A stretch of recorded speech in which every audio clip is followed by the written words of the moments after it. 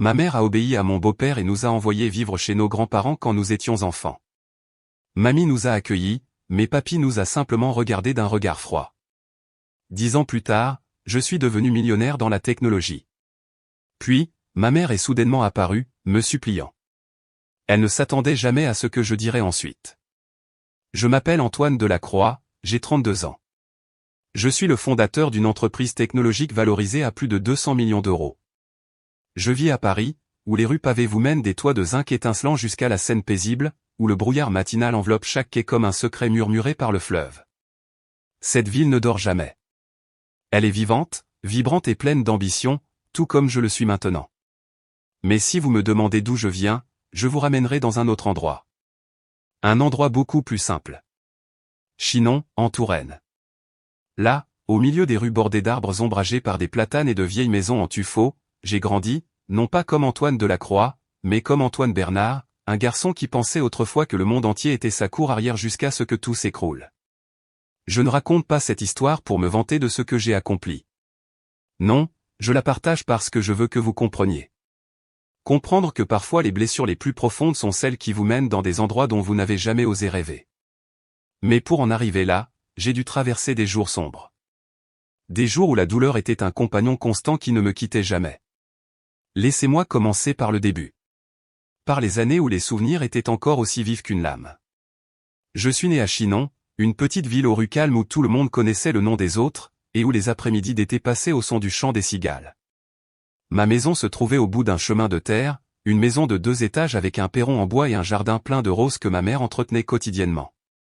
Mon père, Pierre Moreau, était médecin généraliste, un homme grand avec un sourire chaleureux et des yeux qui pétillaient comme s'il pouvait parler. C'était le genre de personne qui, lorsqu'il entrait dans une pièce, vous faisait sentir que tout irait bien. Il me soulevait, ma sœur Léa Moreau, de 3 ans ma cadette, dans ses bras, racontant des histoires sur les patients qu'il avait aidés, ou chantant simplement des chansons idiotes pour nous faire rire. Ma mère, Sophie Moreau, était une femme douce aux cheveux blonds miel et à la voix aussi douce que la brise. Elle aimait mon père, nous aimait, et aimait cette maison. Du moins, c'est ce que je croyais. Je me souviens des dimanches matins où toute la famille se réunissait autour de la table de la cuisine, l'odeur du pain frais et du café emplissant l'air. Léa s'asseyait en griffonnant des dessins sur du papier pendant que je m'occupais à assembler des maquettes d'avions à partir de chutes de bois que mon père ramenait. C'était mon monde, sûr, chaud et indestructible. Mais j'avais tort. Quand j'ai eu 11 ans, tout a changé. C'était un après-midi d'avril, le ciel gris, comme s'il annonçait quelque chose, et mon père est rentré du cabinet comme d'habitude. Mais ce jour-là, il ne s'est pas précipité pour nous serrer dans ses bras. Il est entré, s'est effondré sur une chaise, serrant sa poitrine, sa respiration laborieuse. Je me souviens de ma mère en panique, appelant une ambulance, sa voix brisée par des sanglots. Léa et moi nous tenions blottis dans un coin de la pièce, nous tenant fermement la main, sans comprendre ce qui se passait. Mon père a été emmené à l'hôpital, mais quelques heures plus tard, il était parti. Une crise cardiaque, un terme froid et impersonnel, et cela m'a enlevé l'homme que je pensais invincible. Les jours qui ont suivi ont été un flou. Je me souviens des voisins venant chez nous apportant de la nourriture et des mots de réconfort que je n'avais pas envie d'entendre. Ma mère quittait à peine sa chambre, allongée là, fixant le plafond d'un air absent. Léa ne mangeait que de la soupe et me demandait sans cesse, « Papa va revenir, Antoine ?» Je ne savais pas comment répondre, alors je la serrais fort et je lui mentais, disant que tout irait bien. Mais au fond de moi, je savais que plus rien n'allait. Mon père nous a laissé un peu d'argent, pas une fortune, mais assez pour que ma mère ne s'inquiète pas des finances pendant un certain temps. Il a aussi laissé un vide qui ne pourrait jamais être comblé. J'ai commencé à remarquer que ma mère n'était plus la femme que je connaissais. Elle est devenue distante, ses yeux vides, comme si son âme avait suivi mon père.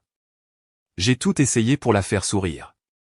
J'ai nettoyé la maison, cuisiné des repas simples, même raconté les histoires drôles que mon père avait l'habitude de partager.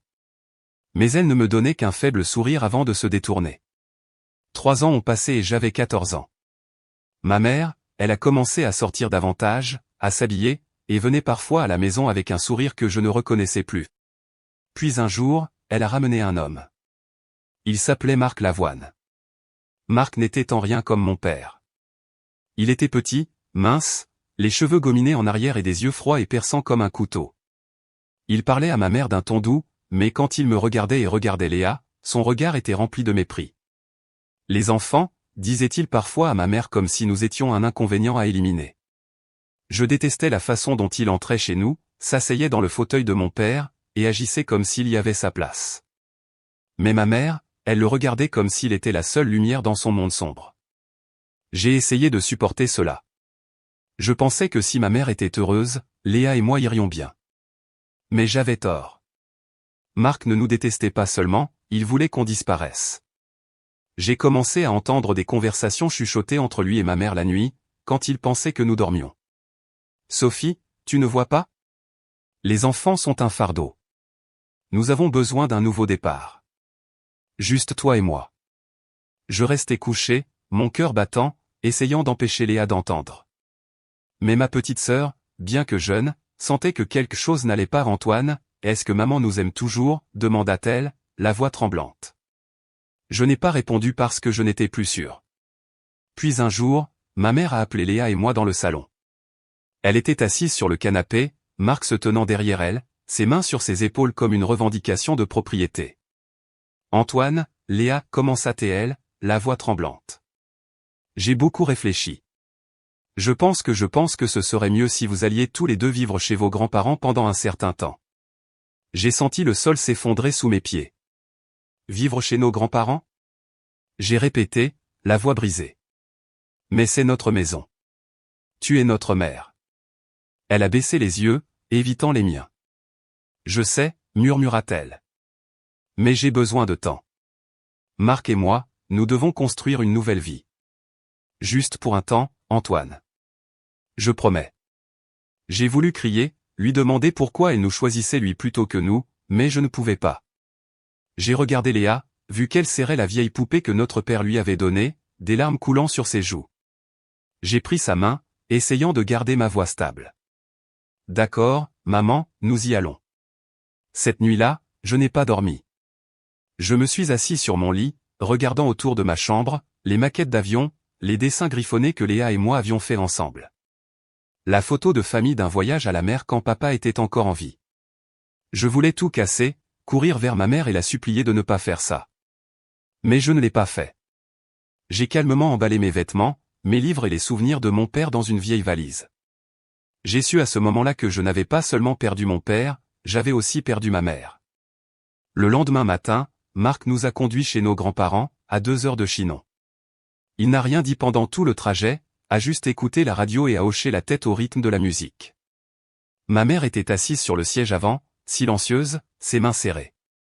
Léa et moi étions assis à l'arrière, nous tenant la main, sans parler. Quand la voiture s'est arrêtée devant la vieille maison de nos grands-parents, ma mère nous a donné une brève étreinte.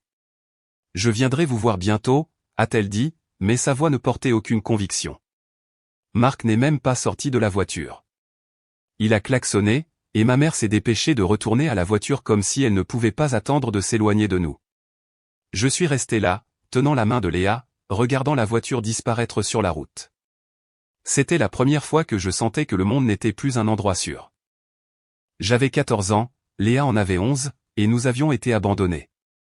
La maison de nos grands-parents se trouvait à la lisière d'une petite ville, entourée de champs de blé à perte de vue. La vieille maison en bois avait un toit de tuiles patinées et un porche grinçant qui gémissait à chaque rafale de vent. Ma grand-mère Marguerite Dubois se tenait sur le seuil, les bras grands ouverts, son sourire aussi chaud que le soleil. « Oh, mes chers petits-enfants », dit-elle en nous serrant dans ses bras.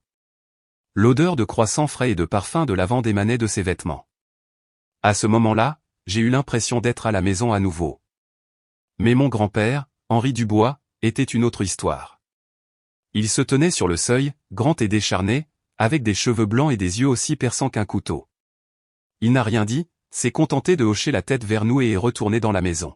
« N'aie pas peur de lui », murmura grand-mère Marguerite. « Ton grand-père est juste strict, mais il vous aime. » Je n'étais pas si sûr, mais j'ai hoché la tête, entraînant Léa dans la maison. C'était notre nouveau départ, et je savais que ce ne serait pas facile. La maison de mes grands-parents était comme un monde complètement différent comparé à notre ancienne maison à Chinon. Ici, dans la vieille maison en bois, au milieu des champs de blé à perte de vue, l'air était frais, doux, et il semblait que le temps ralentissait. Les murs en bois craquaient à chaque rafale de vent, et l'odeur de moisi se mêlait à l'odeur des croissants de grand-mère Marguerite, créant un parfum étrange à la fois familier et étranger. J'ai tenu la main de Léa fermement alors que nous franchissions le seuil, sentant sa petite main trembler dans la mienne. « Antoine, allons-nous rester ici pour toujours » murmura-t-elle, ses grands yeux ronds me regardant comme pour supplier de l'aide. Je voulais dire non, promettre que nous rentrerions bientôt à la maison, mais les mots me sont restés coincés dans la gorge. Au lieu de cela, j'ai simplement serré sa main et souri. « Ça ira, Léa. Je suis là. » Grand-mère Marguerite nous a menés à l'étage par un étroit escalier en bois vers 2 petites chambres préparées pour nous. Ma chambre avait un lit simple, un vieux bureau en bois, et une fenêtre donnant sur le champ de blé s'étendant jusqu'à l'horizon. La chambre de Léa était à côté avec une courte pointe à fleurs que grand-mère avait cousue elle-même, et une poupée en tissu posée sur l'oreiller.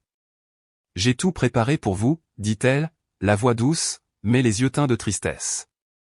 Reposez-vous un peu, puis descendez dîner avec nous. » Elle nous a serrés dans ses bras, une étreinte serrée et chaleureuse, comme si elle essayait de compenser ce que notre mère avait laissé derrière elle. J'aurais voulu rester dans ses bras pour toujours, mais je savais que je devais être fort pour Léa. Ce soir-là, nous nous sommes assis autour de la table en bois dans la cuisine où grand-mère Marguerite a servi un repas simple mais chaleureux. Purée de pommes de terre, haricots verts bouillis, et pain de maïs doré. Elle a raconté des histoires de sa jeunesse, comment elle et grand-père Henri se sont rencontrés lors d'une foire départementale, et comment il la faisait rire avec ses remarques intelligentes mais maladroites. Il n'est pas toujours aussi sévère, dit-elle, jetant un coup d'œil à grand-père Henri, qui était assis à la tête de la table, mangeant silencieusement de petites bouchées. Il ne participait pas à la conversation, se contentant de hocher la tête de temps en temps ou de marmonner quelque chose lorsqu'elle mentionnait le passé. Je l'ai regardé, essayant de trouver des traces de l'amour dont grand-mère parlait, mais tout ce que j'ai vu, c'est un homme froid et distant avec des yeux qui semblaient nous traverser pour aller dans un endroit que je ne pouvais pas atteindre. Les premiers jours chez nos grands-parents se sont déroulés dans un rythme étrange. Grand-mère Marguerite était la lumière de la maison. Elle a appris à Léa à faire des pâtisseries, à chanter de vieilles chansons folkloriques, et à raconter des histoires sur les moineaux dans le jardin avec moi. Elle m'a écouté patiemment pendant que je lui parlais de l'école ou des maquettes d'avions que j'avais l'habitude de construire avec papa. Parfois, je la surprenais à essuyer des larmes en silence. « Tu es comme ton père » dit-elle un jour, posant une main sur mon épaule. Je suis fier d'avoir eu un gendre comme lui. Il essayait toujours d'améliorer les choses. Ces mots me faisaient mal au cœur, mais me donnaient aussi une lueur d'espoir, comme si papa était encore quelque part, veillant sur moi. Mais grand-père Henri était différent. C'était une ombre silencieuse dans la maison.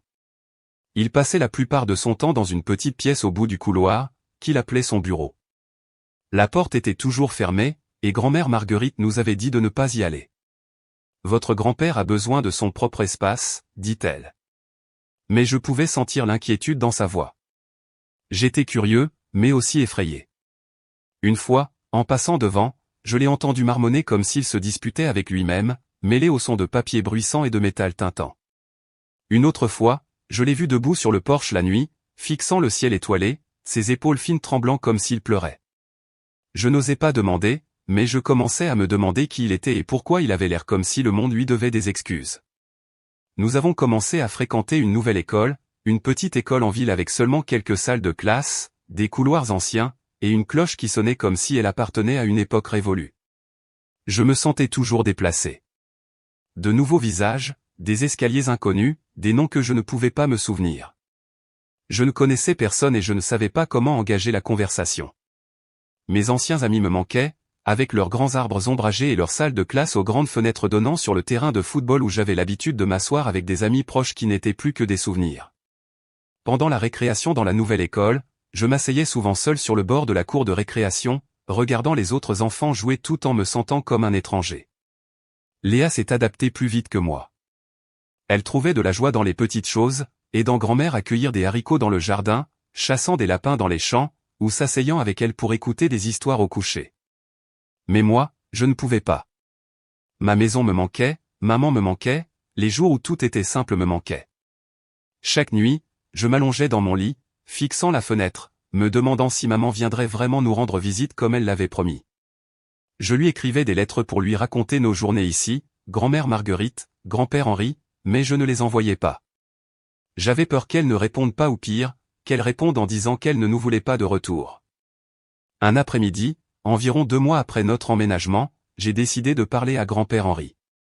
Je ne sais pas pourquoi, mais je sentais que si je ne faisais rien, je serais coincé dans ce sentiment d'impuissance pour toujours.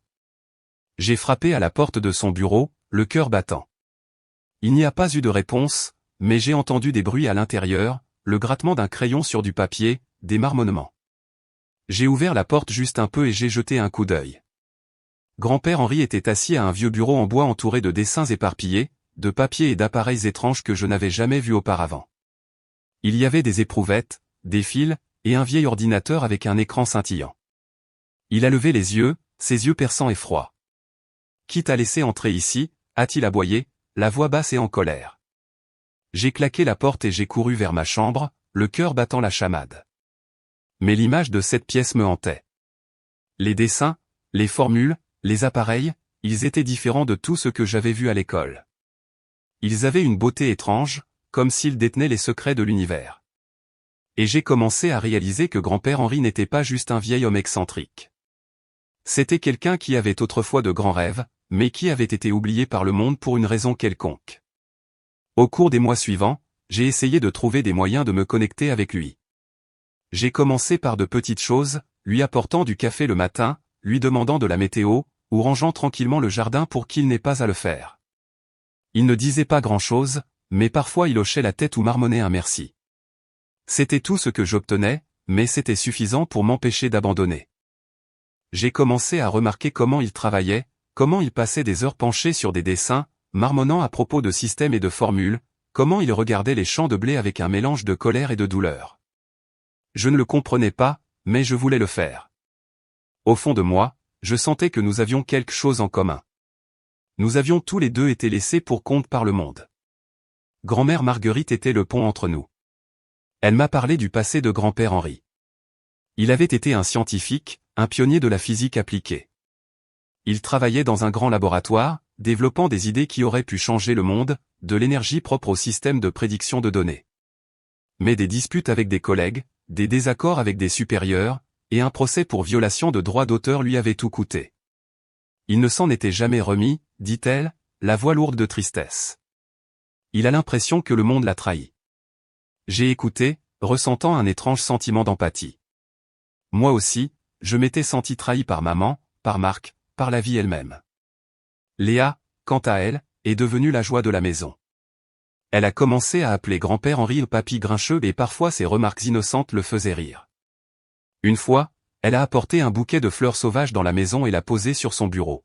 « Pour te rendre plus heureux, dit-elle, et j'ai vu le coin de ses yeux briller. C'était la première fois que je voyais une touche d'humanité en lui, pas seulement une ombre. Mais tous les jours ici n'étaient pas remplis de lumière. J'ai commencé à remarquer que quelque chose n'allait pas avec grand-mère Marguerite. Chaque matin, après avoir déposé une assiette de pain de maïs chaud sur la table et versé le thé, elle prenait discrètement une petite bouteille de pilule dans un tiroir de la cuisine, en avalait quelques-unes avec une gorgée d'eau, et me souriait, à Léa et à moi, comme si de rien n'était. Au début, je pensais que ce n'était que des vitamines, mais la façon dont elle cachait la bouteille, l'anxiété fugace dans ses yeux quand elle pensait que personne ne regardait, me rendait suspect. Un jour, alors qu'elle était dans le jardin à cueillir des haricots, j'ai jeté un coup d'œil à la bouteille. L'étiquette avait un nom long et compliqué, mais le papier plié à l'intérieur portait les mots « maladie cardiovasculaire » en gras. Mon cœur s'est effondré. Maladie cardiovasculaire, la maladie qui avait emporté mon père. Je suis resté là, les mains tremblantes, tenant la bouteille, sentant que le monde était sur le point de s'écrouler à nouveau. Je n'osais pas lui demander. J'avais peur que si je parlais, je la rendrais triste, ou pire, que je devrais affronter la vérité qu'elle pourrait nous quitter. Au lieu de cela, je l'ai observée de plus près. Elle était toujours douce, chantait encore doucement en cuisinant. Mais j'ai remarqué qu'elle était plus fatiguée, ses pas plus lents, et parfois elle s'arrêtait, posant une main sur sa poitrine comme pour apaiser une douleur invisible. Léa restait insouciante, s'accrochant toujours à elle, demandant des histoires sur les moineaux. Mais je portais une peur silencieuse dans mon cœur. La peur de perdre la femme qui nous avait donné, à Léa et à moi, une maison quand notre mère nous avait abandonnés. Les mois qui ont suivi ressemblaient à une marche sur un fil de funambule, constamment tendu, attendant que quelque chose de terrible se produise. Chaque fois que grand-mère Marguerite s'arrêtait pour reprendre son souffle, chaque fois qu'elle toussait ou s'asseyait plus longtemps que d'habitude, mon cœur se serrait. J'ai commencé à tenir un petit carnet enregistrant ses bons et mauvais jours, comme si les écrire pouvait arrêter le temps. Aujourd'hui, elle a beaucoup ri, a fait des croissants avec Léa, ai-je écrit. Ou aujourd'hui, elle a dormi tout l'après-midi, elle avait l'air épuisée. Je ne savais pas pourquoi je faisais ça, mais peut-être que je pensais que si je comprenais sa maladie, je pourrais faire quelque chose pour la garder avec nous. Grand-père Henri semblait aussi le remarquer, mais il n'a jamais rien dit. Il a gardé sa deméanore froide, passant la plupart de son temps dans son bureau avec la porte fermée, ne sortant que pour dîner ou pour vérifier les champs de blé. Mais j'ai commencé à remarquer de petits changements. Il la regardait plus longtemps, ses yeux n'étaient plus perçants, mais remplis d'inquiétude. Une fois, je l'ai vu lui tenir la main pendant qu'elle était assise dans le fauteuil, ses doigts fins serrant les siens fermement comme s'il avait peur qu'elle disparaisse. Ces moments m'ont fait réaliser qu'il n'était pas seulement un vieil homme excentrique. Il l'aimait profondément et silencieusement à sa manière. Léa et l'innocence d'une enfant de 11 ans restaient la lumière de la maison. Elle ne savait rien de la bouteille de pilules ou des mots aux maladies cardiovasculaires que j'avais lus en secret. Elle continuait à suivre grand-mère, la suppliant de lui raconter des histoires, apprenant à coudre, et entraînant même parfois grand-père Henri dans ses jeux stupides. Papy, fais une tête de lapin, riait-elle, et j'ai été surpris de le voir relever réticemment un sourcil, faisant une expression idiote qui faisait glousser Léa. Ces moments étaient rares, mais ils me faisaient penser qu'il y avait peut-être encore une partie de lui qui n'avait pas été consumée par le ressentiment. À l'automne de ma 17e année, tout s'est effondré. C'était un matin d'octobre, l'air vif, les feuilles de chêne à l'extérieur se transformant en un or brillant.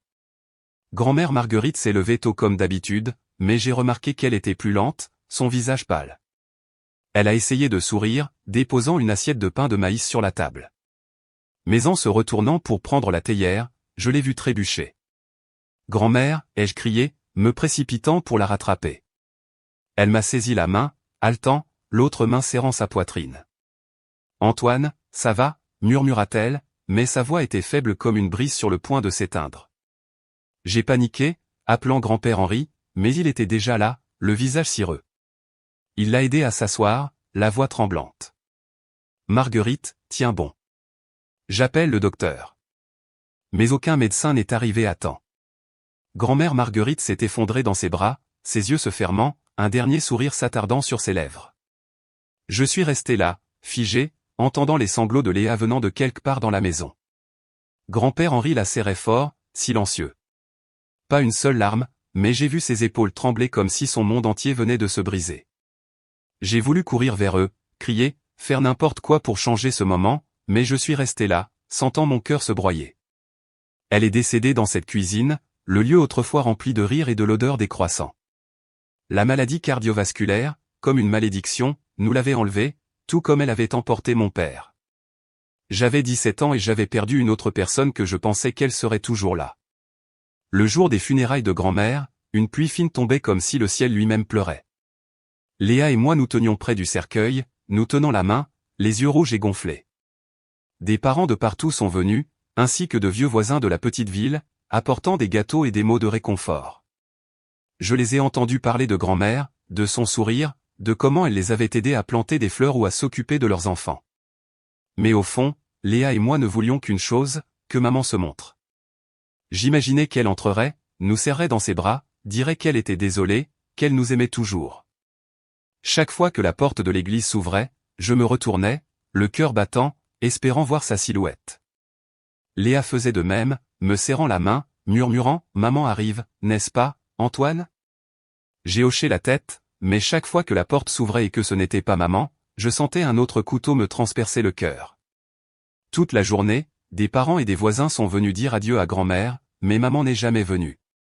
Pas une lettre, pas un appel, pas un seul signe qu'elle apparaîtrait.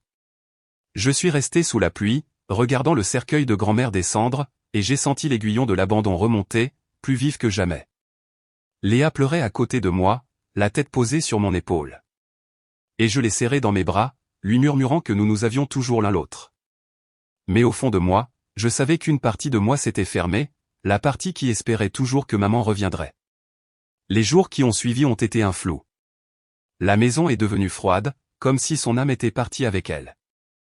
Léa a pleuré jusqu'à n'avoir plus de larmes, serrant la poupée en tissu que grand-mère avait faite, refusant de quitter sa chambre. J'ai essayé de la réconforter, mais je ne savais pas comment gérer la douleur qui me déchirait la poitrine. Grand-père Henri a disparu dans son bureau, la porte fermée, sans dire un mot.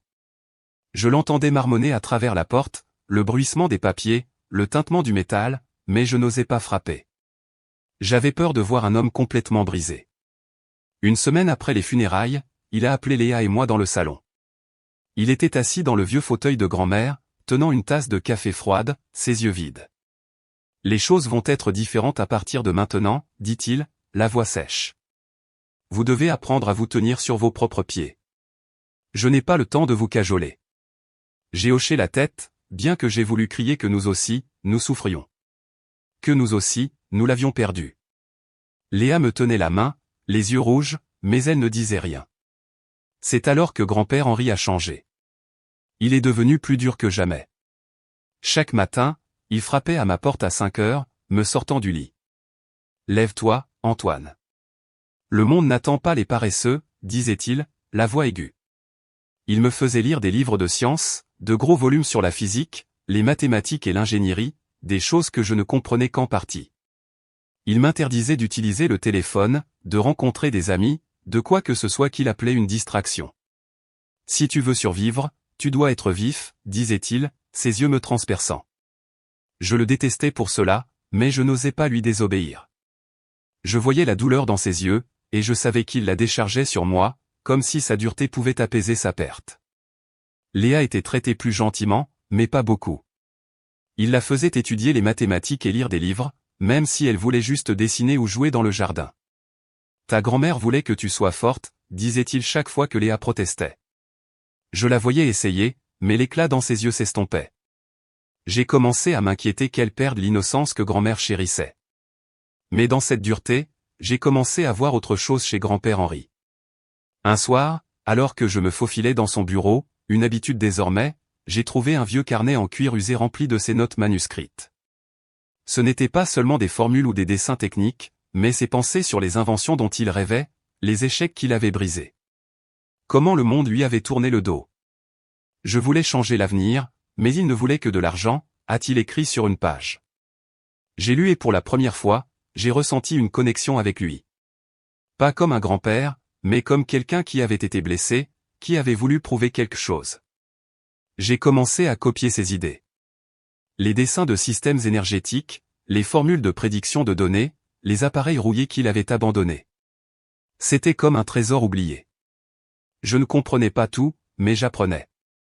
J'ai passé des heures dans le bureau sous une lumière tamisée, essayant de déchiffrer les chiffres et les symboles. Une fois, il m'a surpris, mais au lieu de crier, il s'est contenté de rester là, me regardant avec une expression étrange. « Tu penses être assez intelligent pour comprendre ce truc ?» a-t-il demandé. J'ai hoché la tête bien que je ne sois pas sûr. Il n'a rien dit d'autre, c'est juste détourné, mais j'ai ressenti une petite lueur de reconnaissance. Ces années, j'ai vécu sous la discipline de fer de grand-père Henri, mais aussi avec un feu grandissant en moi. J'ai commencé à voir la grandeur de ses idées, non pas parce qu'elles étaient parfaites, mais parce qu'elles étaient la preuve d'un homme qui avait osé rêver grand, même lorsque le monde le rejetait. Je me suis promis de ne pas laisser ses rêves mourir. Je les utiliserai pour changer mon destin et celui de Léa. Quand j'ai eu 20 ans, j'ai décidé de partir. Je me suis tenu devant grand-père Henri, tenant le carnet de ses idées et j'ai dit, je vais faire connaître le nom de Henri Dubois au monde. Il m'a regardé en silence, mais j'ai vu une étincelle dans ses yeux. Pas de joie, mais du respect. J'ai serré Léa dans mes bras, lui ai promis de revenir la chercher, et j'ai quitté la vieille maison en bois, portant un rêve plus grand que moi. En quittant la maison de mes grands-parents en Touraine, j'ai emporté un vieux sac à dos, quelques ensembles de vêtements, et le carnet en cuir usé rempli des idées de grand-père Henri. Je n'avais pas beaucoup d'argent, juste assez pour un billet de train pour Tours, où j'avais entendu dire qu'il y avait des entreprises technologiques émergentes et des opportunités pour les jeunes rêveurs. En moi brûlait un feu. Pas seulement pour faire mes preuves, mais pour tenir ma promesse à grand-père Henri, pour faire revivre les rêves que le monde avait enterrés. Mais debout à la gare routière de Tours, entouré de la foule animée et des klaxons stridents, je me suis senti plus petit que jamais. Je n'avais que 20 ans, pas de diplôme, pas d'expérience, juste un carnet plein de formules que je ne comprenais pas entièrement et une détermination ardente. J'ai trouvé une chambre bon marché et exiguë à louer à la périphérie de Tours, où l'odeur de vieille peinture et le bruit des disputes des voisins filtraient à travers les murs fins. Pendant la journée, je travaillais dans un atelier de réparation informatique, apprenant à assembler des cartes mères et à dépanner des problèmes logiciels. Le travail était monotone, mais il me donnait accès aux ordinateurs, ce que grand-père Henri avait appelé la passerelle vers l'avenir. La nuit, sous la faible lueur d'une lampe fluorescente, j'ouvrais son carnet, essayant de déchiffrer ses idées sur les systèmes de données et l'intelligence artificielle. Les chiffres, les graphiques et les notes griffonnées étaient comme un puzzle géant, à la fois captivant et décourageant. Je n'avais pas de formation formelle, mais j'avais du temps et de la patience. Deux choses que grand-père Henri m'avait apprises par des années de discipline de fer. J'ai commencé par une petite idée tirée du carnet, un algorithme de prédiction de données basé sur ces modèles de physique appliquée. Je n'étais pas sûr de ce que cela pouvait faire, mais cela semblait spécial, comme une gemme brute. J'ai passé des mois à coder, à apprendre la programmation à partir de livres empruntés à la bibliothèque et de forums en ligne. Je dormais peu, mangeais à moitié, et me demandais souvent si je courais après un rêve impossible. Mais chaque fois que je voulais abandonner, je me souvenais du regard dans les yeux de grand-père Henri quand j'ai dit que je ferais connaître son nom au monde. Je ne pouvais pas le laisser tomber. La première année a été une série d'échecs. J'ai emmené mon algorithme à un salon technologique à Tours où investisseurs et ingénieurs se réunissaient pour dénicher de nouvelles idées. Vêtu d'un costume filé, je me suis tenu devant un groupe de visages sceptiques et j'ai présenté mon idée. Un système de prédiction de données basé sur la physique appliquée, ai-je dit, essayant de garder ma voix stable malgré mes mains tremblantes. Mais ils m'ont interrompu. Quel est votre diplôme? Qui vous soutient? Cela a-t-il été testé? Leurs questions étaient comme des coups de couteau. J'ai quitté le salon me sentant écrasé. Le carnet dans mes mains, lourd comme un rappel que je n'étais pas assez bon. J'ai essayé encore, cette fois avec une petite start-up à Orléans. Ils étaient plus polis, mais le résultat était le même. Idée intéressante, mais trop risquée, ont-ils dit. Vous avez besoin de données du monde réel, d'une équipe, de capitaux. Je n'avais rien de tout cela. Je n'avais que moi-même et les pages de grand-père Henri. J'ai commencé à douter, pas de lui, mais de moi-même. Peut-être que j'avais été naïf, pensant qu'un gamin de 20 ans d'une petite ville pouvait réaliser ce que le monde avait refusé à grand-père Henri. Mais je n'ai pas abandonné. J'écrivais à Léa chaque semaine, lui racontant Tours, les journées de travail épuisantes et les nuits blanches devant l'ordinateur. J'essaie, Léa, ai-je écrit. Je viendrai te chercher bientôt. Ces lettres me maintenaient ancré. Elle écrivait sur l'école, les dessins qu'elle faisait, et comment grand-père Henri était toujours strict, mais lui parlait parfois de ses anciennes inventions. Il dit que tu es plus intelligente qu'il ne le pensait, a-t-elle écrit dans une lettre. Et j'ai souri, imaginant qu'il le marmonnait avec son expression bourrue. Durant ma deuxième année, j'ai décidé de construire un prototype moi-même. J'ai utilisé toutes mes économies de l'atelier de réparation pour acheter un vieil ordinateur et les composants nécessaires. Je travaillais dans ma chambre exiguë où mon bureau était une planche équilibrée sur deux boîtes en carton. Je codais, je testais, j'échouais, et je codais à nouveau. Certaines nuits, je m'effondrais sur le bureau, mon esprit tourbillonnant de lignes de code qui ne fonctionnaient pas. Une fois, j'ai jeté le carnet de grand-père Henri contre le mur, criant de frustration. Mais ensuite, je l'ai ramassé, dépoussiéré, et j'ai continué. Je ne faisais pas ça seulement pour moi. Je le faisais pour lui. Pour grand-mère Marguerite, pour Léa. Le tournant est arrivé un après-midi pluvieux quand j'ai rencontré un homme nommé David Moreau dans un café de Tours. Il avait environ 40 ans, portait une veste décontractée, mais avec des yeux perçants qui semblaient tout voir. J'étais assis dans un coin à éplucher le carnet de grand-père Henri quand il s'est approché et m'a demandé « Qu'est-ce que tu fais avec tout ce papier ?» On dirait le travail d'un savant fou. J'ai ri, un peu embarrassé, puis je lui ai parlé de mon idée. Pas tout, juste assez pour ne pas avoir l'air d'un rêveur. David a écouté sans interrompre, puis m'a tendu sa carte de visite. Je suis un capital risqueur, a-t-il dit. Rencontrez-moi à mon bureau la semaine prochaine. Apportez votre idée. Je suis allé à la réunion le cœur battant, me préparant à un autre rejet. Mais David était différent. Il n'a pas demandé de diplôme ni d'équipe. Il voulait voir mon prototype. J'ai présenté mon algorithme sur le vieil ordinateur, les mains tremblantes. Ce n'était pas parfait. L'interface était rudimentaire, parfois buggé, mais David y a vu quelque chose. Cela a du potentiel, a-t-il dit. Mais vous avez besoin d'une équipe et vous avez besoin de moi. Il a proposé d'investir 50 000 €, une fortune pour moi alors, pour construire une version complète. En échange, il voulait 20% d'une entreprise que je n'avais même pas imaginé posséder. J'ai accepté et nommé l'entreprise Innovatech, un hommage direct à grand-père Henri. Avec l'argent de David, j'ai loué un petit coin dans un bureau partagé, embauché 2 jeunes programmeurs et un ingénieur de données. Nous avons travaillé jour et nuit pour transformer les idées du carnet de grand-père Henri en réalité. Mon algorithme a commencé à fonctionner. Il prédisait les tendances des données avec une précision étonnante, des marchés financiers aux chaînes d'approvisionnement. Mais le succès n'est pas venu facilement. Nous avons rencontré des erreurs système, la pression de David pour lancer tôt, et une concurrence féroce de la part de plus grandes entreprises. Une fois, un client potentiel s'est retiré d'un accord à la dernière minute, me faisant croire que j'avais complètement échoué. Mais ensuite, quand j'avais 24 ans, tout a explosé. Une grande entreprise de logistique en Bretagne a testé notre produit et l'a qualifié d'avenir de l'industrie. Le premier contrat a rapporté 200 000 €, puis rapidement des millions. Innovatech est devenu un nom mentionné sur les forums technologiques. Le jour où j'ai signé le premier contrat, j'ai changé mon nom en Antoine Delacroix, le nom que j'ai choisi pour honorer grand-père Henri. Après 4 années éprouvantes de construction d'une start-up, je n'étais plus le gamin de Chinon. Je suis devenu un millionnaire autodidacte, me tenant parmi les immeubles de bureaux de Paris, où j'ai déménagé pour développer l'entreprise.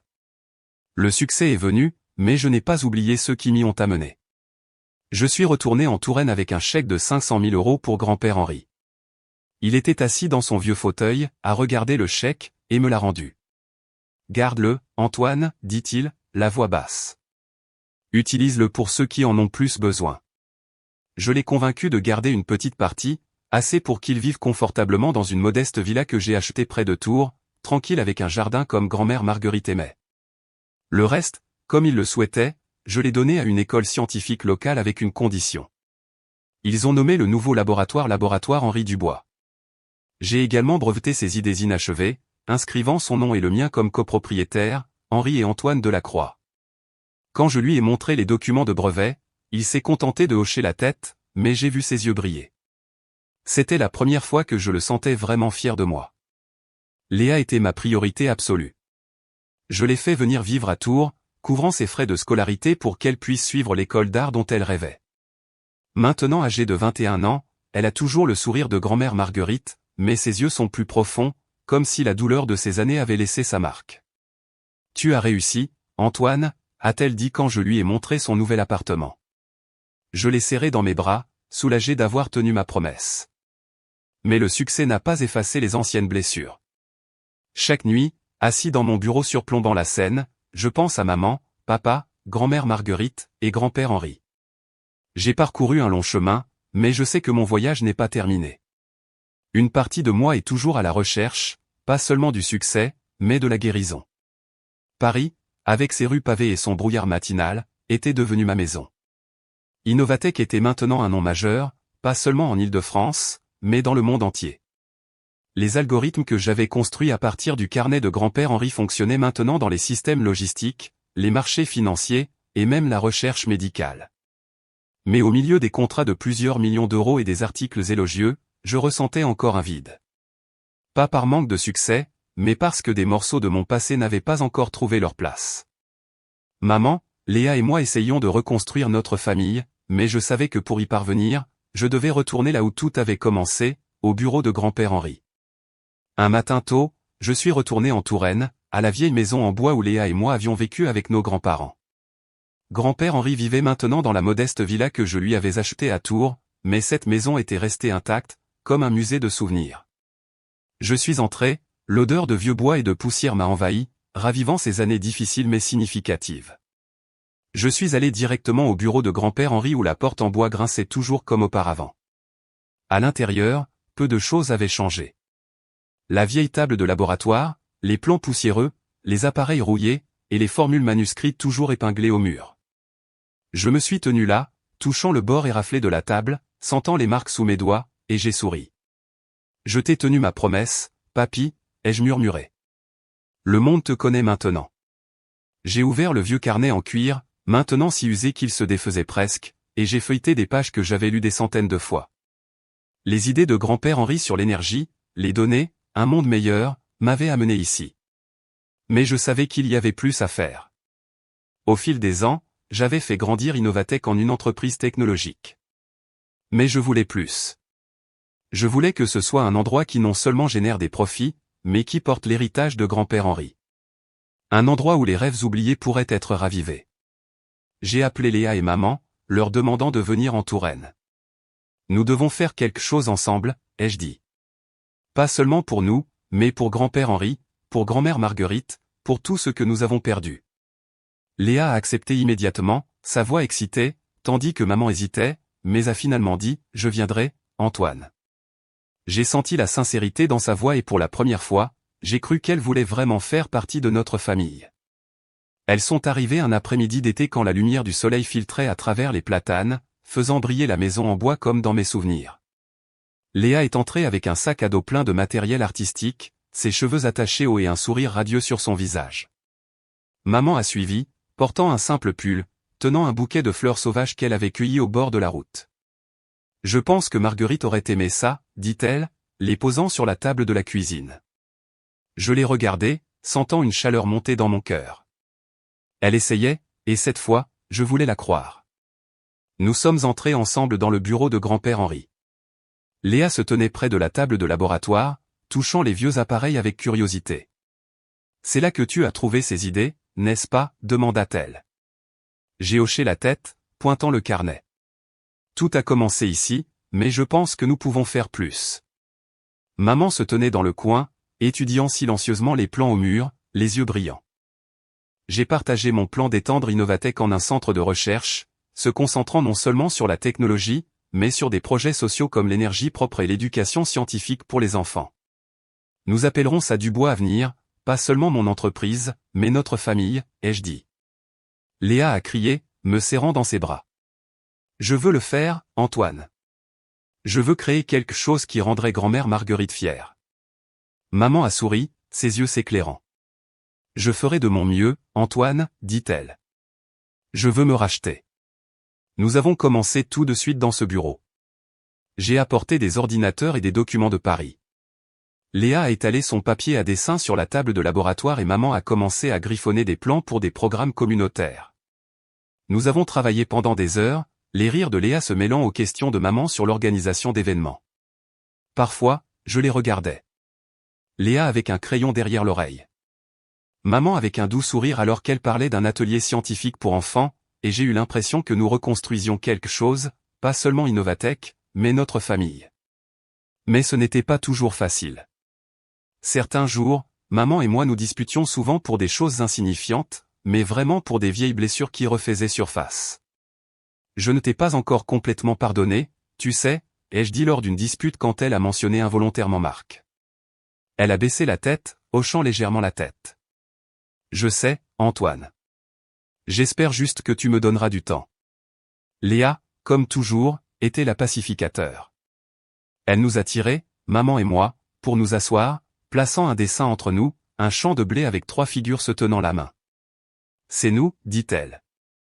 Pas parfait, mais nous avons l'un l'autre. J'ai regardé le dessin, ma gorge s'est serrée et j'ai hoché la tête. Un jour, j'ai eu des nouvelles de grand-père Henri, il voulait visiter la vieille maison en bois où nous travaillions. Quand il est entré, j'ai vu qu'il avait vieilli, ses cheveux maintenant entièrement blancs, mais ses yeux étaient aussi vifs que jamais. Il a regardé autour du bureau, a touché la table de laboratoire, et a souri. Un sourire rare et sincère. « Tu as bien fait, Antoine, dit-il, la voix basse. Mais ne laisse pas le succès te faire oublier qui tu es. » J'ai hoché la tête, lui montrant les plans de Dubois Avenir. Il a feuilleté les pages, s'arrêtant occasionnellement pour corriger une formule ou suggérer une idée.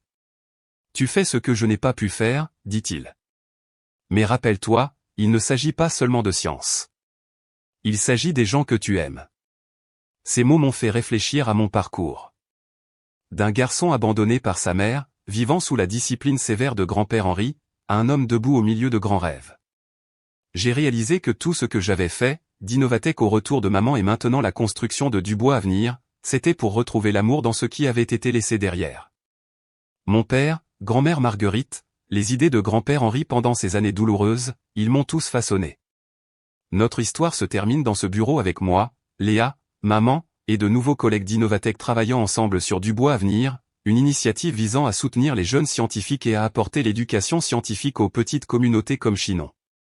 Debout devant la vieille table de laboratoire, regardant les formules de grand-père Henri et le dessin de Léa accroché au mur, j'ai souri. Personne n'est né aimé de la bonne manière, ai-je pensé, mais nous pouvons créer de l'amour à partir de ce qui a été laissé derrière. Dans cette pièce, j'ai réalisé que mon voyage n'était pas seulement une question de succès ou de gloire, mais de trouver un sens à la perte.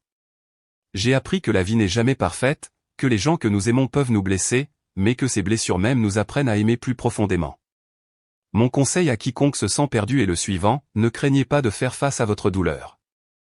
Ramassez les morceaux de votre famille, de vos rêves, de vous-même, et utilisez-les pour construire quelque chose de beau, comme Léa, maman et moi sommes en train de faire. Nous pouvons transformer ce qui a été laissé derrière en une flamme qui éclaire l'avenir.